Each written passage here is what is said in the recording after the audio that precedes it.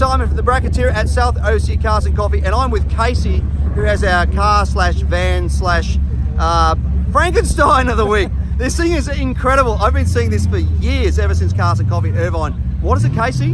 Well, it's a 1964 Chevy van that's been chopped.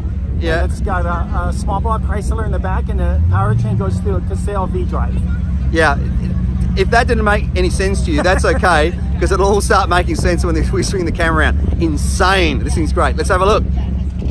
So if you've just tuned into this video and you're looking in the back there, you're probably looking a little bit, feeling a bit confused. Well, that's understandable, because the first time I saw it, I felt as confused as well. Now, when I walked past this during the tour, I actually looked at the spacing on the headers and I went, oh, it's a small block Chev. I didn't really look any closer, but it's not. It's a Chevy van running a Chrysler and 318 with a blower on the top, which is, tell me about that. How did that all come to be? Well, when we bought the van from Slim, it had the 318 with a single 4-barrel. We wanted to put a supercharger on it, but we couldn't find a kit for it, so we made it ourselves. That's a single 4-barrel manifold that we welded a plate to. Don't look at it very close, but anyway, and we actually built our own supercharger for a small block Chrysler 318. That is crazy. And now, I love the chop on the windows.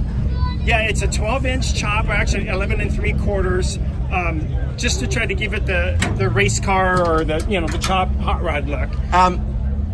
9-inch diff down there? That's the stock Chevy 10-bolt. 10-bolt, is it? Wow. Now, this is the thing that I found interesting. I've been brought up around ski boats. That is a V-drive for a ski boat. And the reason they used to do that, a V-drive boat was capable of faster speeds than a center mount boat, because exactly like this, you would put the engine in the back of the boat, you would run a drive back to the V-drive, and then you can see that angled shaft, and that was designed to go out the back of the boat with a propeller on the end.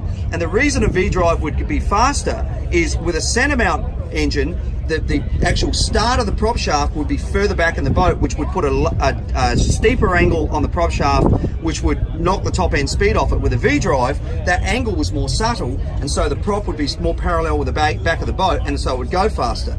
But the one thing that I've got to ask is, most V-drives had a percentage step on it, up in it. Does this, or is this a straight 1-to-1? Oh no, this is 14% over. Yeah, right. So it's like a cruiser. You can see the tack drive, drive right off the end of it. And it's supposed to be water cooled, but in our case, we don't have it water cooled because it's not necessary. Yeah, Our right. boats under full load all the time. So this thing, you can put your hand on it when you're going down the freeway, because to keep a car going 55 miles an hour down the freeway, it only takes like 15 horsepower. Yeah, right. Whereas a boat's just really, putting all the power through the V-drive. The only bad thing about the V-drive is how loud it is. Yeah. It uses straight cut gears. Between the whine of the V-drive and the whine of the blower and the exhaust note, it's like a symphony. Yeah, I would say symphony. You said the problem. If you told me that was a problem, I'd be saying toughen up, princess, because that sounds good to me.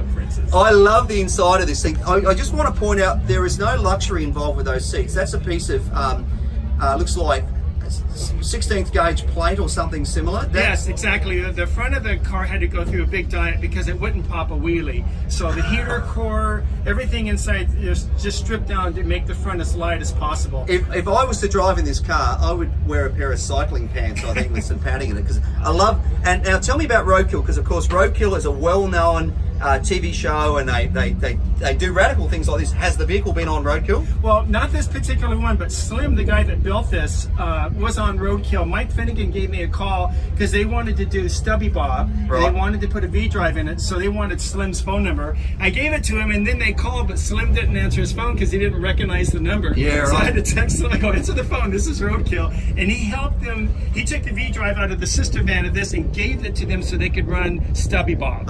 Okay, yeah, I remember that. And that's a good way to meet Slim and see what kind of a guy he is. He's just amazing. So this thing is just, when you look at it on every angle, it's just different. It's just intimidating.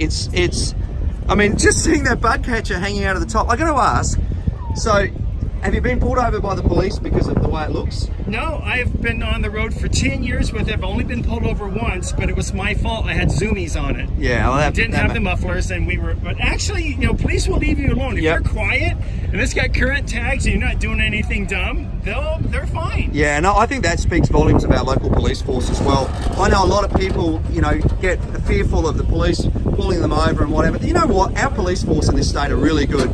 as long as you're not stupid, they pretty much leave you alone, which is Yeah, great. if you're just nice to them when they pull you over and just, you know, Yeah. be reasonable, it's pretty good. Now they're double pumper hollies, aren't they? They're not vacuum seat. 750 double Yeah. pumpies, double pumpers, and it has the special air bleeds for superchargers. Yeah, right. That's excellent. Well, Casey, as our winner of Car of the Week, you get this awesome Maguire's complete kit, including the polishing sponge, cleaner wax, scratch remover, car wash, glass cleaner, interior detailer, and hot shine foam. Let's just talk about that for a moment. There's nothing to polish.